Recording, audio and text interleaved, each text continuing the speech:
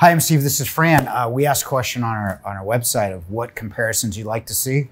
Number one is LG versus Samsung. We're going to go through each product to see which is better.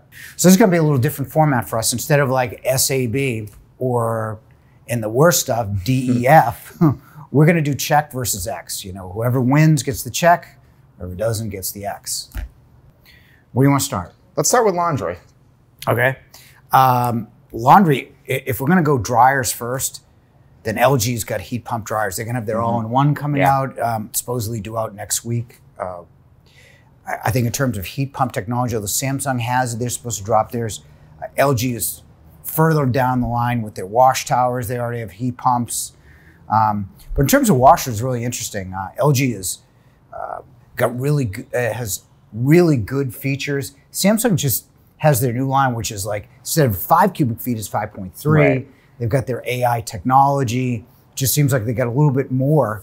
Whether it works or not, whether people want it or not, it's another story. What do you think? Yeah, so LG, you know, historically has always been a really strong category for them. Some of the top 8 out of 9 top-rated consumer reports. Yep. Really good, reliable laundry. The all-in-one, like you mentioned, we'll see kind of how that new version compares out there, but they've, you know, really over the last couple of years, their wash towers, where it's that unitized up and down, has been extremely popular. Controls in the middle. Now both Samsung and LG kind of have that, but with different kind of separate laundry. They've made it so you can control the dryer with the washer. Yeah, you can do that with G, so you really don't need a wash tower. Although the wash tower is not as tall, so you don't have to reach up as far for the dryer. Yeah, absolutely. But still, you don't need it as much as you did 2 years ago.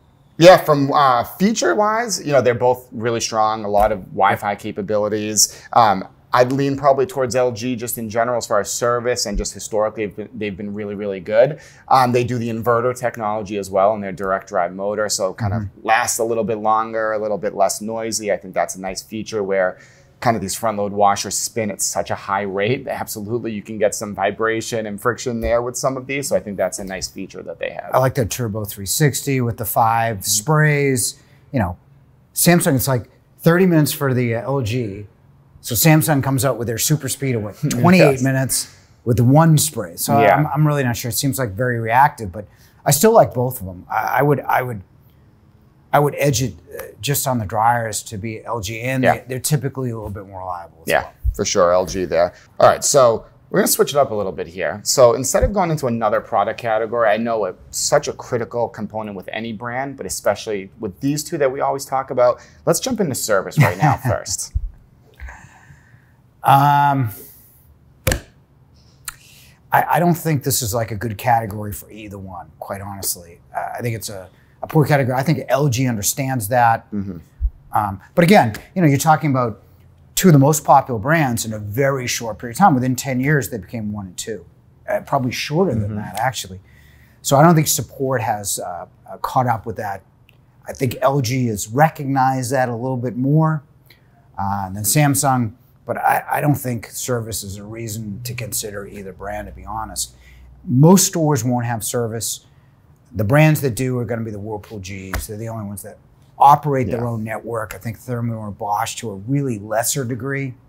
But this isn't a good category for either. I wouldn't give a win to either one of them on this. Yeah, and that's where we always talk about service, and it's so important when you're purchasing or wherever you're buying your appliances, ask who is actually going to do the service. And if it's not them, then it is difficult, I think, to rely on either one of these manufacturers to be the servicer for you.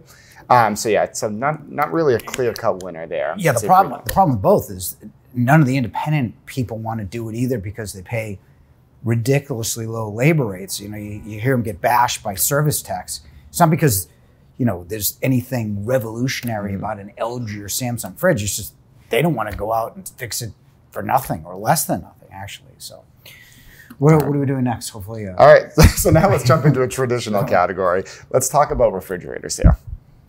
Well, it depends on what type of refrigerator we're talking about. For counter depth, the big winner for all refrigeration has got to be the Counter Max, which is, you know, before when I started, you know, a counter depth refrigerator was 19 cubic feet. That's what it was. And typically up until a couple of years ago, it was 22, 23, 24 tops cubic feet. Now LG has made theirs at 26.5 cubic feet. Samsung just came out with their 26.5 cubic foot. So they're both, but the Counter Max has been out there longer they've got 6 of them. If we're talking about technology, it's a different story. Now you've got Samsung with the family hub. I think it's a cool idea, but I would be shocked if kids aren't off their phones and playing with their fridge. I don't think it's good, but they have the triple cool, which is that that third. I think LG has some with the drawer as well. Yep, the triple event. But it really depends on what we're talking about. What do you think? So, both really kind of nice features there that Samsung kind of revolutionized a little bit, that 4-door flex, the 4-door where you can convert the fridge freezer, really one of the first ones out there. They have this cool kind of beverage center on some of their fridges where you open the side door. It's got the internal dispenser and a nice little water pitcher there. Sure. LG, really some cool features when you look at kind of the interior, like really nice, slick looking interior with a lot of kind of metal interior there like Samsung, but they have the dual ice with the craft ice balls on some of theirs, which are really nice for slow melting, clear, if you're doing any sort of specialty drink, something like that, just something different. If you're hosting a party, kind of cool to throw out there. Both have that door and door there. Samsung has really kind of come out over the last couple of years with the Bespoke 2 with some different designs where you can have different colors incorporated into refrigerators. So something a little bit different there too.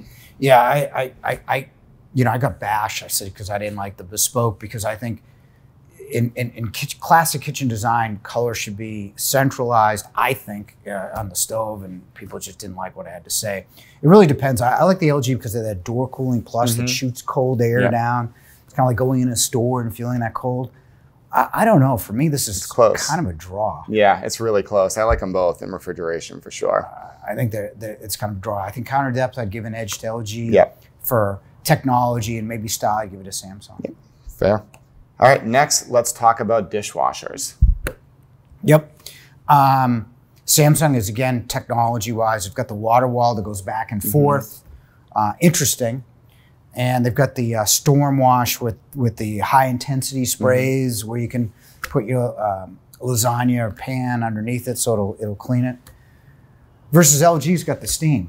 And steam works. I actually purposely, you're gonna like shake your head, probably not purposely, baked like some macaroni and brought it to her house. And the steam really works. We did test on that where we put eggs and baked them in and you only had to like wipe it down. So I really think in terms of that, it works. I think LG is a more reliable dishwasher. In my thing, I like the water wall. I think it's an interesting idea, but I don't think you really need to revolutionize something that works. And I wonder how well that really works too. Like we've gone into that too, and it's like, the idea there is it just shoots the water against this wall and then the water sprays all over the dishwasher that way. But probably better. Like LG has that quad wash now that kind of just does that with spray arms and kind of gets it to all corners of the dishwasher. I think LG, for dishwashers, I think this is a big growing category for LG, and I think they've really made some tremendous strides here. They have that 1 hour wash and dry, which you're, historically now you're looking at 2.5 hours for a wash and dry on most dishwashers. So with LG, you're getting that 1 hour. I think LG kind of has some really nice features and good reliability in their dishwashers. I like the LG better. Yeah. I mean, you don't need to revolutionize a dishwasher that typically works, in my opinion. But stoves, this is an interesting category. Both have very good products. Little known fact that simple LG gas stoves got 22,000 P2 burners. I had a friend that was looking for he wanted to buy a Pro at like $8,000. I'm like, you buy just the LG. It's simple. It's 22,000. It's more than Thermador, Wolf, Gen Air. The only one that beats it, I think, is Blue Star. I like it. I like their induction as well in their studio line. They have their Pro Bake, which is the natural convection, the European convection gas, which is good too. Samsung's got that Flex Duo, which I'm kind of like torn between because you do have 2 separate ovens that you can take the divider out, make one, but if you read the manual, which nobody does, it doesn't keep common temperatures in both when you buy it. But I really like the style of this. That said, I really like the style of the Samsung. I like their choices. I think their prices get lower.